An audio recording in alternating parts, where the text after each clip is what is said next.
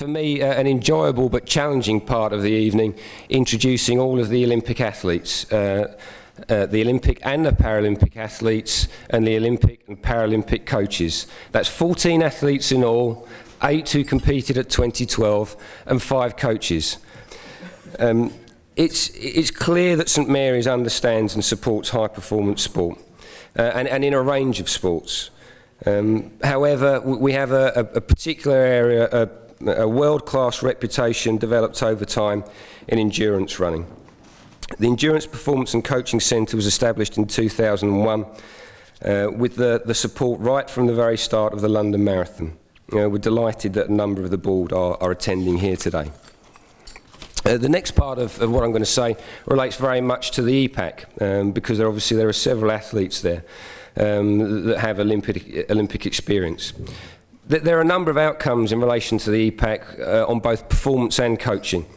The simple stat that I can give you in relation to the Olympics is that if we look at the 3 Olympics that the EPAC has been around for, so Athens, Beijing, and obviously London, at Athens there were 4 athletes, early days, 4 athletes involved. At Beijing, 8 EPAC athletes involved in the games, and recently in London, there were 14 athletes at London who actually were either directly training out of the EPAC programme here now, or at some stage over the years that the EPAC has been in place had trained at St Mary's. So 14 athletes in just that short period of time. Great privilege and pleasure for me to talk a little bit about 2012 and a bit more about our Hall of Fame for Sport. We were in at the very start when London 2012 Forum started. We represented London's universities. We helped to set up their Olympic group, and then we worked locally, regionally and nationally to plan it and bring it all about. We were involved in it all. We had a great games, and I emphasise with all of our partners, many of whom are here. We formed Special Olympics Richmond. Special Olympics Richmond is for people with learning difficulties of all ages to get physical activity and sport opportunities. It's not the Olympics and the Paralympics, but it is in the Olympic movement, and for us as an educational institution to make provision for those sorts of participants was very important. Run out of the School of Education, and something like 40 students helped to sustain that, and there's over 100 of them. And then, of course, we had a fantastic new sports centre, and if you haven't seen it, do look at it on the way out. Lit up, it looks fantastic. Without the games, we would not have a new sports centre. But when Sebco came to open the new block in October last year, 2011, I thought, this is it, this is the occasion. And we won't just have an honours board, we'll have a Hall of Fame. And in the Hall of Fame, we'll have sportsmen and women, our alumni, who are inspirational. People who, when their names go on the board, the users of the Sports Centre will come in and say, oh, look at those names, look at those people. So, our Sports Hall of Fame is for alumni who have made an outstanding and sustained contribution to sport at the highest levels. The first 2 in 2011 were Dave Bedford,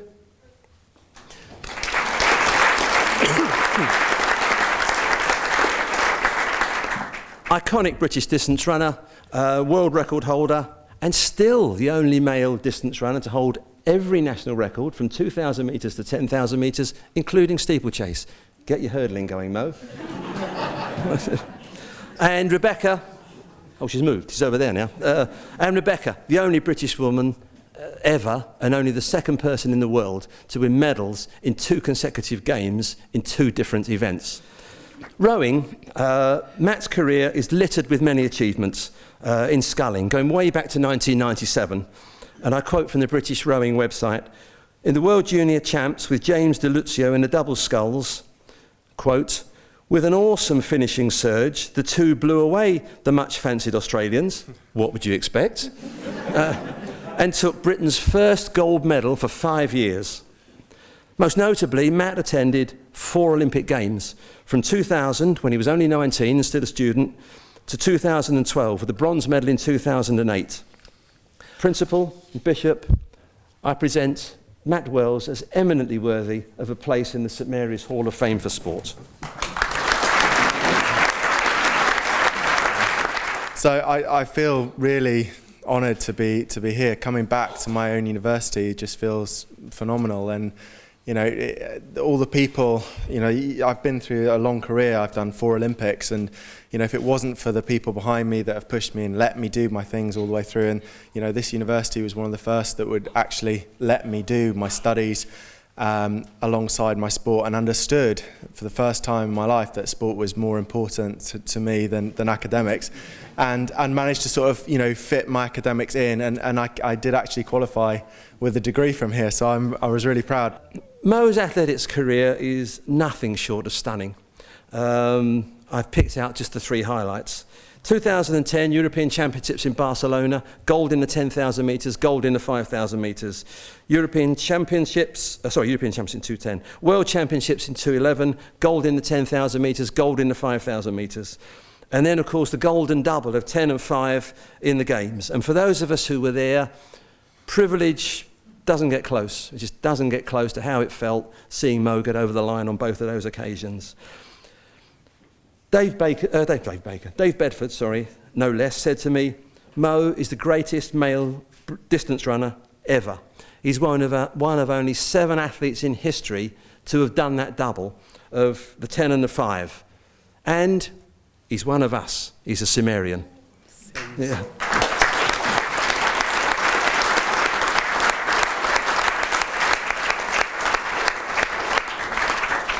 Principal, Bishop, I present Mo Farah as eminently worthy of a place in the St Mary's Hall of Fame for Sport. Yeah.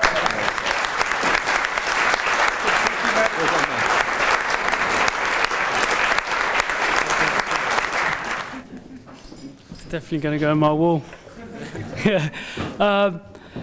For some of you, it might just think, oh, I just made it through, but it's just been hard work and a lot of dedication. I remember here when I came to St Mary's, I was really young. I didn't know what I was doing. I wanted to be an athlete, but I thought I could do a lot of things at the same time. And it was 12 years ago. So that just shows you, you know, for 12 years ago, how far I've come along. But if it wasn't for St Mary's and the support of Dave Bedford and London Marathon, I wouldn't have made this far without them. So thanks for all the support. For 3 weeks, actually a bit more in the summer of 2012, St Mary's became part of a magical period in the life of the United Kingdom as London hosted the Games of the 30th Olympiad of the modern era and then the Paralympics. We all witnessed an explosion of good-natured enthusiasm, wild excitement and friendship toward all. Time itself seemed to acquire a different character. It was as if we moved through those 3 weeks in a golden haze of exultation. And for us, only the pinnacles came on Saturday the 5th of August and Saturday the 12th of August. And tonight we've been able to revisit those and so many other glorious memories, remembering and celebrating the sterling achievements of our athletes and rekindling here at St Mary's the friendliness and the excitement we experienced then.